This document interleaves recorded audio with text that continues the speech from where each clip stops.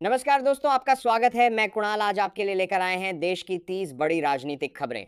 अगर आप राजनीति की हर बड़ी हलचल से अपडेट रहना चाहते हैं तो वीडियो को लाइक करें, चैनल को सब्सक्राइब करें और कमेंट करके बताइए आप किस राज्य और किस जिले से हमें देख रहे हैं।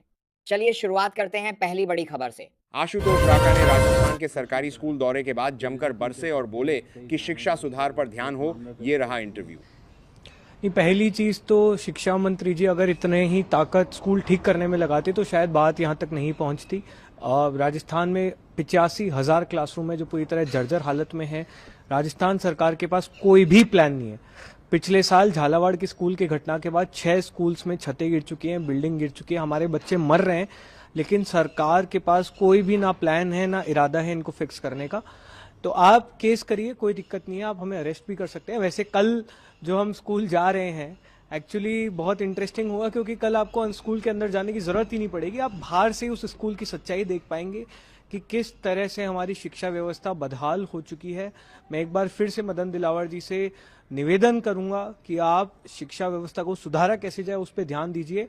सच्चाई छिपाने से सच बदल नहीं जाएगा। सच वही है, हालात बहुत खराब हैं, हालात बहुत विकट हैं, और अगर आप नहीं सुधरे, आपने शिक्षा व्यवस्था नहीं सुधारी तो राजस्थान के बच्चों का भविष्य पूरी तरह से अधर में है। पूर्व सीएम अखिलेश यादव कोकोरच पार्टी को संबोधित करते हुए बीजेपी सरकार पर साधा निशाना। कहा कि यह आज का जैन जी युवा है जो सवाल पूछना जानता है, इसे कोई रोक नहीं सकता।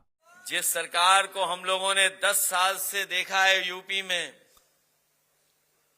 और दिल्ली में देखा है अभी पिछले कई वर्षों से, कहने को कहते हैं ये बहुत ताकतवर लोग हैं, डबल इंजन की सरकार है, लेकिन अभी देखा कि कम उम्र के नौजवानों ने हरा दिया। आने वाली पीढ़ी जो युवा हैं उन्होंने वो कर मुकाबला दिखाया कि सरकार के लोगों को पीछे हटना पड़ा।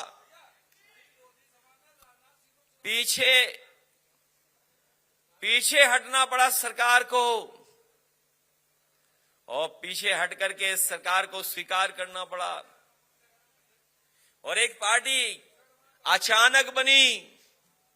देखिए क्या जमाना आ गया है, नई परिवर्तन है, नई चीजें हैं। हमारा समाज ट्रांसपेरेंट हो गया है, चीजें जानकारी जमीन तक पहुंच रही हैं। इस समय पर कोई भी बात नहीं छिपा सकता है। और जिस समय कोर्ट की तरफ से टिप्पणी हुई, एक पार्टी का गठन हो गया। उस पार्टी का नाम था कॉकरोच जनता पार्टी।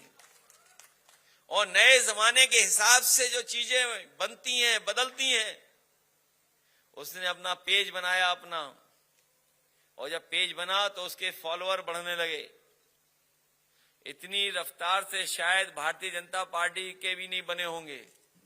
जो कहती है पार्टी कि हम दुनिया में सबसे बड़ी पार्टी हैं, वो 3-4 दिन में ही घबरा गए, क्योंकि कॉकरोच पार्टी के इतने मिलियन फॉलोअर हो गए कि भारतीय जनता पार्टी को उनका अकाउंट सीज करना पड़ गया। यूपी के मोहब्बा जिले में बेशर्म पुलिस ने बच्चों को रास्ते से लात मारकर घसीट के हटाया।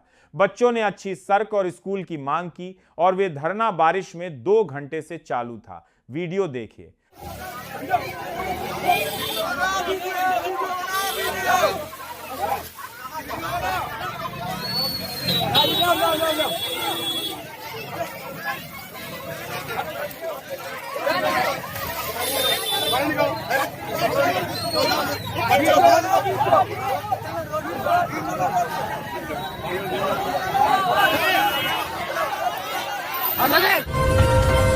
बच्चों के मोहब्बा धरने के बाद अगले ही दिन डीएम मैडम बच्चों की बात सुनने आ जाती है, और वाह बच्ची बोलती है कि पुलिस ने उसे धमकाया था, प्यार से भी बात किया जा सकता था। सही आश्वासन मिला है, और डीएम मैम भी आई थी, उन्होंने हम लोगों की बात सुनी और उन्होंने कहा कि आपकी बात को पूरा किया जाएगा। किस तरीके कल आप लोगों ने प्रदर्शन किया था, क्या मांग थी आप लोगों? हम लोगों की सड़क की मांग थी। हाँ। कि सड़क नहीं है, लाइब्रेरी भी गांव में नहीं है, और स्टेडियम भी नहीं है बच्चों को खेलने के लिए। मैम ने 1 महीने की मोहलत दी है, आप कह रहे सब कुछ होगा आप लोगों की। अच्छा। तो क्या कौन मैडम आई थी? डीएम मैम आई थी। क्या बोली डीएम ने? बोल के गई आपकी बात सुनी जाएगी और आप पूरे भी की जाएगी उसकी मांगे। रोड सही भी करवाएंगी और लाइब्रेरी की भी बोल के गई हैं, स्टेडियम, गांव, पानी के लिए भी बोला उनने। कल आप लोगों के साथ कुछ अभद्रता टाइप का हुआ था जी। क्या बोल के गई हैं कि अब कार्रवाई होगी उनके खिलाफ, क्योंकि बच्चों के साथ ऐसी बदतमीजी नहीं करनी चाहिए। हमारी गलती है कि हमने रोड जाम किया, क्योंकि हमारी बात नहीं सुनी जा रही थी। यदि सुनी बात सुनते हमारी तो हमें जरूरत नहीं थी रोड पे जाने की, प्रदर्शन करने की। तो हम लोगों की बात नहीं सुनी गई, इसलिए हमने प्रदर्शन किया। उन लोगों ने बदतमीजी की, वो प्यार से भी तो समझा सकते थे, क्योंकि हम छोटे हैं उनसे। उनका फर्ज बनता है कि अपने छोटे बच्चों को सही से समझाएं। उन्हें ना सही समझाने की वजह से बच्चों के साथ बदतमीजी की, मारा पीटा, उन्हें धमकी भी दी। उन लोग गार्जियन के खिलाफ कार्रवाई होगी। कौन धमका रहा? मनीष पांडे थे। अच्छा, आज डीएम साहब ने आप लोगों को आश्वासन दिया, अब कैसा लग रहा है आप बच्चों को? अब बहुत अच्छा लग रहा है। यदि हमारी ये पहली मांग पहले ही हो जाती तो इतनी जरूरत नहीं थी हमें। आज नेता विपक्ष राहुल गांधी और सांसद प्रियंका गांधी समेत साहिल के परिवार पुलिस स्टेशन पर पहुंचे। कहा पैलत गन चलाने वाले पर कार्रवाई हो। यह देख बीजेपी पूर्व अध्यक्ष जेपी नड्डा ने राहुल गांधी पर किया तीखा हमला। कहा राहुल गांधी फालतू के ड्रामा कर रहा है, उसे बस सुर्खियों में बने रहना चाहता है। पूरे ड्रामे में, और इस पूरे ड्रामे की अगर हम टाइमिंग को समझें तो हमें ध्यान में आएगा कि आज कांग्रेस पार्टी वंदे मातरम के मुद्दे पर, वंदे मातरम के विषय पर पूरे देश में चारों ओर से घिर चुकी है। राष्ट्रगीत के अपमान को लेकर जनता कांग्रेस से जवाब मांग रही है। कांग्रेस के एक बड़े नेता तिरंगे वाले केक को काटते हुए दिखाई दे रहे हैं। अपनी इसी राष्ट्र विरोधी चेहरे को छिपाने के लिए और इस जो भारी फजीयत हुई है उससे ध्यान भटकाने के लिए राहुल गांधी ने आनन फानन में यह ध्यान भटकाने का यह नया ड्रामा रचा है। राहुल गांधी लोकतंत्र और बहस की बड़ी बड़ी बातें करते हैं, लेकिन जब देश के माननीय गृह मंत्री जी ने संसद में उन्हें सीधी चुनौती दी कि आइए संसद में बैठिए, संसद में चर्चा कीजिए।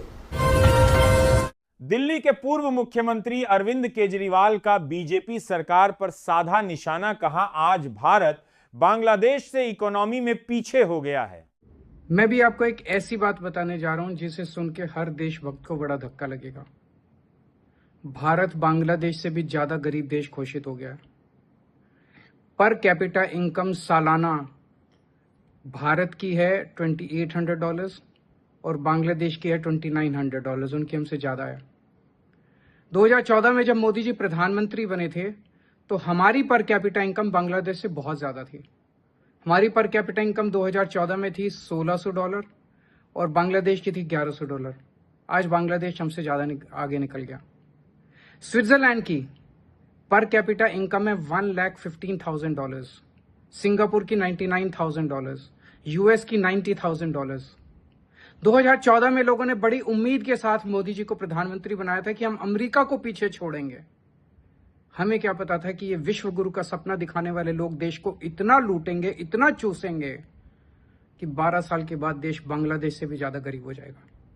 अभी के लिए बस इतना ही। देश और दुनिया की तमाम खबरों के लिए बने रहिए हमारे साथ। नमस्कार।